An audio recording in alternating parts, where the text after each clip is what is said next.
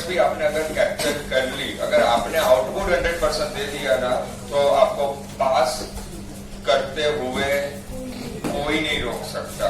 बराबर, हमने 125% एफर्ट्स दिए हैं। Now it's up to you to capture this opportunity, to grab this opportunity. You are the luckiest person कि आपका 31 जुलाई को सिलेबस कंप्लीट हो गया as committed।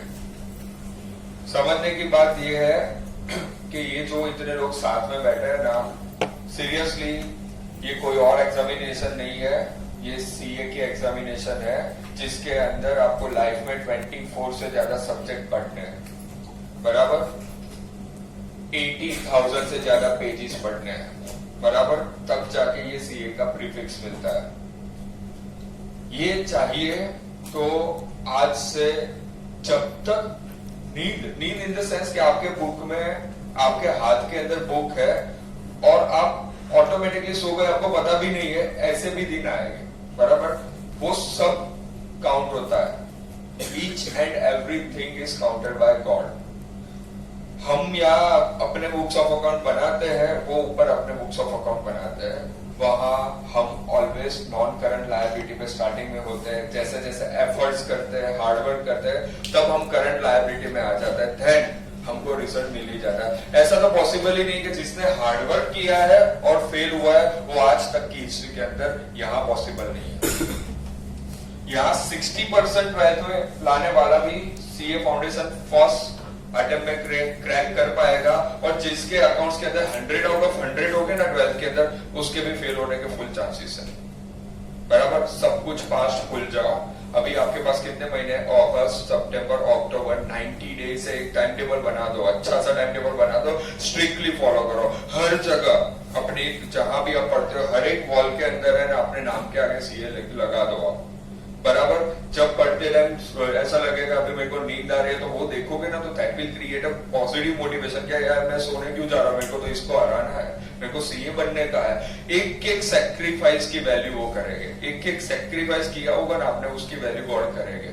Each and every sacrifice is value and untold sacrifices are always value. ये जो हम बोलते नहीं है ना कि हम किसी को बताते नहीं कि हमने ये सेक्रीफाइस किया, अरे कोई बोलने की जरूरत नहीं है, वो तो सब कुछ जानता है।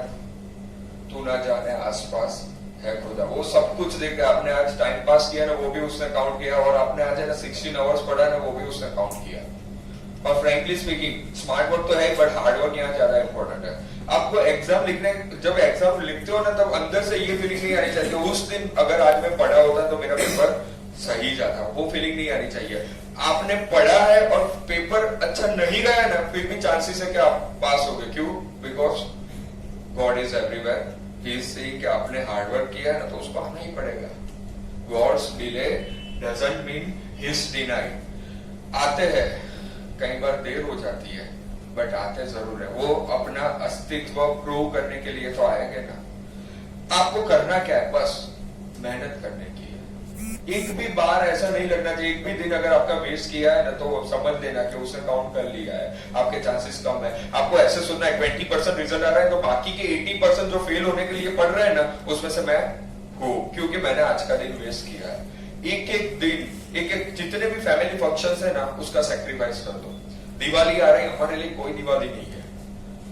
न्यू ईयर व्यू ईयर कुछ भी नहीं है। हमको कुछ ऐसा दिखना ही नहीं चाहिए आजू बाजू हमारे पास होता क्या है, कुछ भी हमको नहीं दिखना चाहिए। बस एक ही गोल होना चाहिए कि बस अभी तो इंस्टीट्यूट को हम बता देंगे कि हम एक अच्छे सीए बनने वाले हैं। मैं ये क्यों बोल रहा हूँ?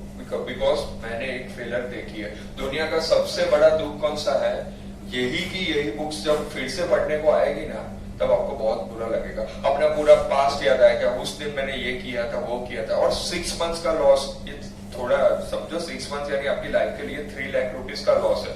Assuming 50,000 rupees per month is your salary, assuming a fresher CA is getting 50,000 rupees per month salary, और आप समझो 3 लाख रुपीज का लॉस हो रहा है। बार बार ऐसा लगेगा कि मैं क्लियर नहीं होगा, मैं क्लियर नहीं होगा। बार बार ये 3 मंथ्स में पढ़ोगे ना, तब ये सब पॉइंट्स आएंगे कि सर अब मेरे से नहीं हो रहा है, मेरे से नहीं हो रहा है।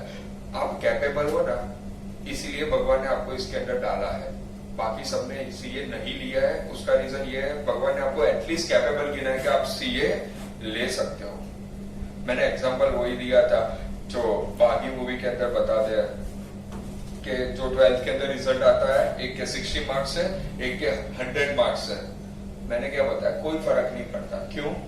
शेर हो या हिरण हो, भागना तो पड़ेगा। जब सुबह शेर उठता है जंगल के अंदर, तब सोचता है कि आज मैं अगर जी जान से नहीं भागा ना, तो मैं हिरण को नहीं खाऊंगा और मैं भूखा सो जाऊंगा।